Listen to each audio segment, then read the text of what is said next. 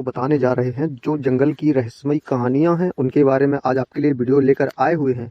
तो जो जंगल की सबसे रहस्यमयी कहानी है कि बहुत समय पहले जब ना तो शहर थे और ना ही सड़कें थीं, ना ही मशीनों का कोई शोर था, और जब धरती पर घने और बहुत ज़्यादा रहस्यमयी जंगल फैले हुए थे। यानी कि उन जंगलों में ऊंचे ऊंचे पेड़ थे और चींटियां बादलों से बात करती थीं पहले की ज़माने में। यानी कि ज़मीन पर लताएं बिछी रहती थीं और रंग बिरंगे फूल महकते रहते थे, और फिर एक तरफ जानवरों की आवाज़ें गूंजती रहती थीं घने जंगलों में। उसी जंगल में एक आदि मानव भी रहा करते थे, यानी कि उसी जंगल में आदि मानवों का भी बसेरा था। उसी जंगल में जानवर भी रहते थे, अग्नि यानी कि जानवर भी रहा करते थे। आदि मानव लंबा, मजबूत और साहसी होता था, यानी कि उसका शरीर जानवरों की खाल से ढका रहता था। जो पहले के आदिवासी होते थे वो जानवरों की खाल से अपने शरीर को ढका रहते थे, और हाथ में हमेशा एक पत्थर का भाला जरूर होता था, क्योंकि वो अपनी रक्षा उसी भाले से करते थे।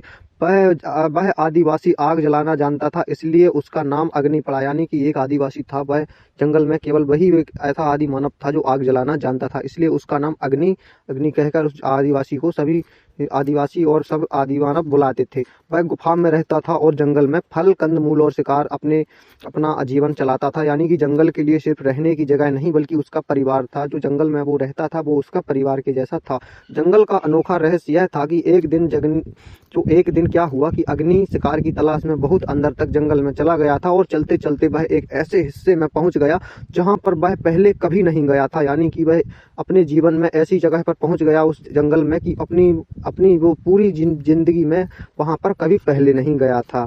वहां की जमीन लाल रंग की थी और पेड़ अजीब तरह से मुड़े हुए थे। यानी अचानक उसकी नज़र जमीन पर एक विशाल चींटी पर पड़ती है, तो वह चींटी सामान्य चींटियों से कई गुना बड़ी, यानी कि वो उसकी चींटी जो थी वो 10 फीट लंबी ऊंची थी। यानी कि लगभग एक कुत्ते से बड़े आकार की चींटी। उसका शरीर चमकदार एकदम काला था, आंखें लाल, और उसके जबड़े इतने मजबूत लगते थे कि पत्थर भी तोड़ नहीं सकते उसके दांतों को।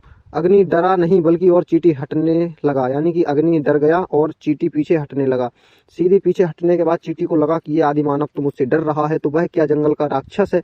चींटी भी उस आदि मानव को देखकर बहुत डरी हुई थी, और उसने मन ही मन में सोचा, यानी कि जो जंगल का राक्षस था और वह चींटी उससे डर रही थी, तो चींटी ने मन में सोचा। लेकिन अजीब बात यह थी कि वह उतनी बड़ी वाली चींटी उसे नुकसान नहीं पहुंचा रही थी, बल्कि वह धीरे धीरे चल रही थी जैसे किसी बोझ से थकी हुई हो। तो अग्नि जो था, जो आदि मानव अग्नि नाम का आदि मानव था, वह अग्नि साहस जुटाया और चींटी को ध्यान से देखने लगा। उसने देखा कि चींटी के एक पैर पे लकड़ी का नुकीला टुकड़ा फंसा हुआ था। शायद इसी वजह से वह ठीक से नहीं चल पा रही थी। अग्नि के दिल में करुणा जागी और उसने भला नीचे रखा, यानी कि जो भाला वो लिए हुए था उसने वह नीचे रख दिया और धीरे धीरे चींटी के पास गया। चींटी ने उसे देखा और अपने जबड़े खोल दिए, मानो चेतावनी दे रही हो। अग्नि से हाथ उठाकर इशारा किया, जैसे कह रहा हो कि मैं तुम्हें नुकसान नहीं पहुंचाऊंगा। यानी कि चींटी को भी उस पर भरोसा हो गया। काफी देर तक सोचने विचारने के बाद दोनों एक दूसरे को देखते रहे। आखिरकार चींटी शांत हो गई और अग्नि ने सावधानी से लकड़ी का टुकड़ा निकाला। चींटी ने हल्की सी आवाज निकाली, जैसे दर्द से राहत मिल चुकी हो। तो चींटी भी खुश हो गई थी वह देखकर, और उन दोनों की दोस्ती हो जाती है। तो दोस्ती की शुरुआत लकड़ी निकालते ही चींटी खड़ी हो गई और उसने उस आदि मानव की ओर देखा और अपने सिर को हल्का सा झुकाया। उसका धन्यवाद था, यानी कि वह जो चींटी थी वह उस आदि मानव का धन्यवाद कर रही थी अपने सर को नीचे झुकाकर।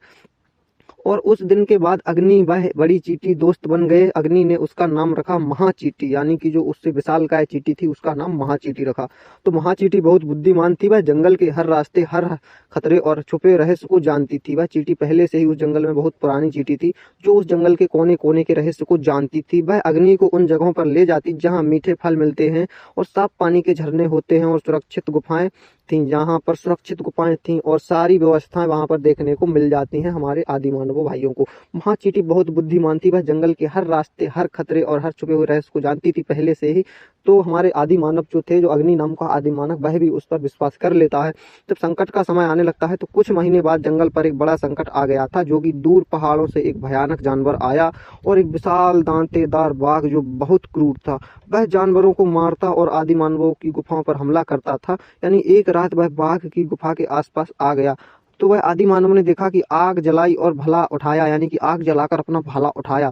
लेकिन वह जानता था कि अकेले इस बाघ को नहीं हरा पाएगा, क्योंकि वह बाघ उससे कई ज्यादा गुना ताकतवर था। अभी जमीन हिलने लगी और अचानक सैकड़ों नन्ही चींटियां जंगल से निकल आईं उसने आगे आगे महाचींटी थी, उसने अपनी सेना का संकेत दिया कि चींटियों बाघ पर चारों ओर से चढ़ गईं और उसके पैरों और चेहरे को काटने लगीं। बाघ दहाड़ता रहा, लेकिन इतने सारे छोटे हमलों से वह घबरा गया। आखिरकार वह जंगल छोड़कर भाग ही गया। तो जंगल का जो नायक था वह आदि मानव को सांस मिल चुकी थी, अच्छे से सांस भरी, उसने राहत ली कि उसको अब खतरा टल गया है। उसने महाचींटी को देखा और सिर झुकाकर धन्यवाद किया। उस दिन जंगल में ये कहानी फैल गई कि आदि मानव और एक बड़ी चींटी को मिलकर जंगल की रक्षा की है।